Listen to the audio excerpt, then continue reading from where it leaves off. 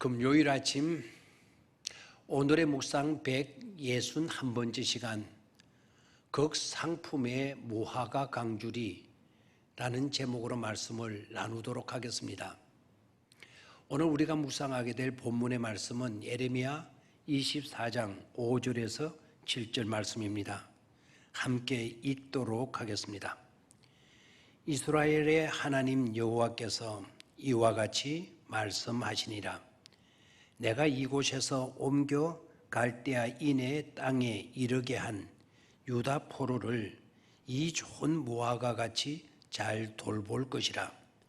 내가 그들을 돌아보아 좋게 하여 다시 이 땅으로 인도하여 세우고 헐지 아니하며 심고 뽑지 아니하겠고, 내가 여호와인 줄 아는 마음을 그들에게 주어서 그들이 전심으로 내게 돌아오게 하리니 그들은 내 백성이 되겠고 나는 그들의 하나님이 되리라. 아멘. 이 말씀은 암담한 시기, 고통의 때에 하나님께서 예레미야 선지자에게 무화과 강주리 환상을 보여주신 내용의 말씀입니다. 한 강주리에는 극상품 무화과가 가득히 담겼고, 다른 강주리에는 최하위 나쁜 무화과가 가득 담겨 있는 환상이었습니다. 그리고 말씀하십니다. 포로로 끌려간 너희 백성이 극상품의 강주리같이 내가 잘 대우해 줄 것이다. 내가 유다 포로를 이 좋은 무화과 같이 잘 돌볼 것이다. 내가 그들을 돌아보아 좋게 하여 주겠다라고 말씀하십니다. 이런 가슴 설레게 하는 말씀을 포로로 끌려간 암담한 상황에 빠진 사람들을 두고 하신 말씀이라는 점에 큰 감동과 경이로움을 금할 길 없습니다. 저는 이 말씀이 오늘 코로나로 인해 암담한 분위기 속에 사로잡혀 있는 우리에게 주시는 말씀이기를 바라서 몇 번이고 뇌까려 보곤 합니다. 특히 이 말씀은 어떤 장소에 있든지 어떤 상황에 놓이든지 간에 하나님께서 잊지 않으시고 책임져 주시고 돌보아 주신다는 말씀입니다. 포로 신세가 되었든지 먼 이국 땅으로 끌려가 이국 땅에서 포로로 살아야 할 형편에 놓였건 간에 하나님이 그냥 계시지 않으시고 함께 하시며 돌보아 주셔서 최고의 값진 삶이 되게 해 주시겠다는 것입니다. 우리가 어디에 있고 어떤 형편에 있느냐는 것도 중요하지만 그것보다 더 중요한 것은 하나님께서 함께해 주시고 돌보아 주심에 있습니다. 하나님이 함께 하시며 하나님의 돌봄이 있을진데 어디건 어떤 상황이건 그것은 문제될 것이 없습니다.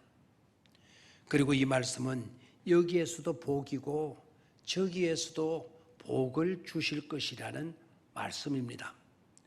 좋은 형편에서도 복이고 어려움 가운데서도 복을 주실 것이라는 말씀입니다. 처음 복도 좋지만 나중 복은 더 좋아야 하고 특히 마지막 복은 더 좋아야 할 터인데 복을 베푸실 수 있는 유일하신 하나님께서 그렇게 해 주신다는 말씀입니다. 정말 경이롭습니다. 우리가 받게 되는 복은 그러하다는 것입니다. 그래서 처음보다 나중이 시작보다 끝이 더 좋은 그런 삶의 주인공들이 될 수 있는 것입니다. 하나님은 분명히 나중 영광이 처음 영광보다 크게 하시는 분이십니다. 예수님도 맹물을 질 좋은 포도주 되게 하시는 분이십니다. 죽을 죄인을 의인으로 바꾸어 주시는 분이시기에 우리는 그런 은혜를 누릴 수 있는 자들임을 의심하지 말고 확신해야 할 것입니다. 또한 우리가 놓치지 말아야 할 중요한 것은 장소와 자리의 은혜입니다. 6절에 내가 그들을 돌아보아 좋게 하여 다시 이 땅으로 인도하여 세우고 헐지 아니하며 심고 뽑지 아니하겠고 라고 말씀합니다. 즉 장소와 자리의 복을 말씀하시고 있는 것입니다. 여기서 이 땅으로 인도하셨는데 이 땅은 하나님께서 약속하신 가나안 복지를 가리키는 것이죠. 여러분, 복지란 어떤 곳입니까? 석유가 펑펑 솟는 땅이라든가 황금이 무진장 매장되어 있는 곳이라든지 그런 어떤 것 때문에 복지라고 말하는 것이 아닙니다. 여기에서 복지란 하나님의 언약, 하나님의 말씀이 있는 곳이기에 복지라는 사실입니다.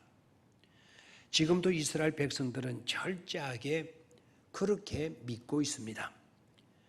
더 나아가서 본문을 보면 세우고 헐지 아니하고 심고 뽑지 아니하시겠다 라고 말씀하십니다. 이 말씀 속에는 하나님이 언약의 땅에 우리를 세우고 가나안 복지에 우리를 심고 생명의 말씀이 있는 곳에 우리를 심고 뽑지 않으시겠다는 의미가 포함된 말씀입니다. 굉장한 은혜의 말씀인 것이죠. 하고 보면 사망의 자리에서 생명의 자리로 옮겨 심어 놓았다는 것이고 심어 놓은 우리를 누구도 흔들거나 뽑지 못하도록 하시겠다는 말씀입니다. 즉 예수님을 통하여 이루어 놓으신 구원을 그 누구도 바꾸어 놓을 수 없도록 하신다는 말씀입니다. 주님은 분명히 말씀하셨습니다. 믿는 자는 영생을 얻었고 심판에 이르지 아니하나니 사망에서 생명으로 옮겼느니라 라고 하셨습니다. 이제 우리에게 남아있는 과제가 있다면 의식을 전환하는 것입니다. 그런데 시냇가에 심은 나무가 되었으면서도 옛날의 습관, 지금까지의 삶을 고집하고 있다면 그것은 그릇된 것입니다. 그것은 무서운 제약이고 엄청난 일을 이루신 예수님의 사역을 거역하는 일인 것입니다. 이제부터는 그런 삶을 청산하고 그런 것에서 벗어나야 합니다. 소와 사자가 있었습니다. 둘은 죽도록 사랑했습니다. 사랑해서 둘은 결혼을 했고 그리고 나름대로 사랑과 행복을 위해서 최선을 다하기로 약속을 했습니다.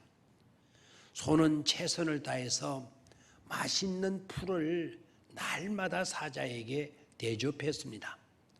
사자는 싫었지만 인류 평화를 위해서 참으며 맛있는 양 억지로 먹었습니다. 사자도 최선을 다해서 맛있는 살코기를 날마다 소에게 대접했습니다. 소도 괴로웠지만 역시 인류 평화를 위해 참고 마시는 양 먹었습니다. 그러나 참을성에도 한계가 있었던 모양입니다. 결국은 터지고 말았습니다. 다투고 다투다가 헤어지고 말았습니다. 헤어지며 서로에게 한 말은 나는 너를 위해 최선을 다했다. 난 너를 위해 최선을 다했어. 라는 말이었습니다. 최선을 다했는데도 왜 결과는 헤어짐이었을까요? 모두가 자기 입장에 서서 자기 방식으로만 최선을 다했기 때문입니다. 그러나 그것은 최선이 아니고 최악이었음을 명심해야 합니다. 우리는 소처럼 사자처럼 파혼이 되고 최악의 사람이 되어서는 안 됩니다.